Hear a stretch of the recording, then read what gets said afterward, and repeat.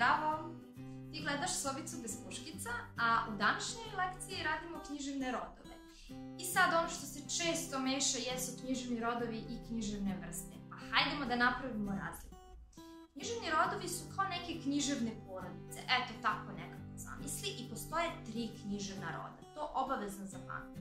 Prvi je lirika, drugi je epika i treći drama. Sad ovako. Lirika kao književni rod je dobio naziv po liri, muzičkom instrumentu, i to nekako znači da se sve te vrste književne koje spadaju u liriku pevaju. Ne mora uvek nužno da znači, ali tako ćemo nekako da prepoznamo. Kad god imaš pesmu, stavit ćeš je u književni rod lirika. Lirska pesma, pa sad vrsta pesme. Dakle, kad god imaš pesmu, da, ali u jednom slučaju ne. Kad imaš epske narodne pesme, to nećeš svrstati u liriku. A zašto?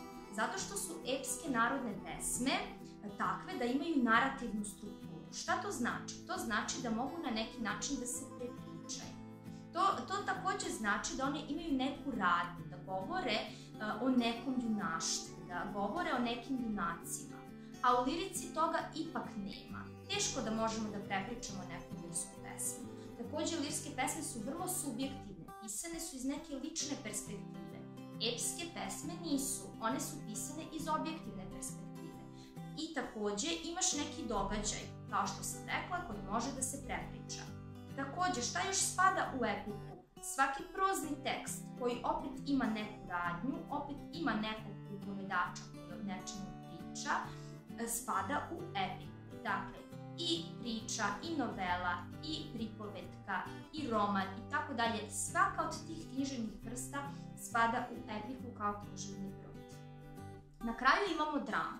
Drama je onako posebna za sebe. Zašto? Zbog toga što je drama književni rod koji se piše za scenu, za pozorište. Kad vidiš lica, scene, pojave, odmah znaj da je u pitanju drama kao književni rod. Odmah znaj da ta drama je napisana da bi se izvela na sceni. Hajmo da rezimiramo. Lirika, kao književni rod, u nju spadaju sve pesme osim epskih narodnih pesama. Epika, kao književni rod, tu spadaju epske narodne pesme i sva druga prozna dela.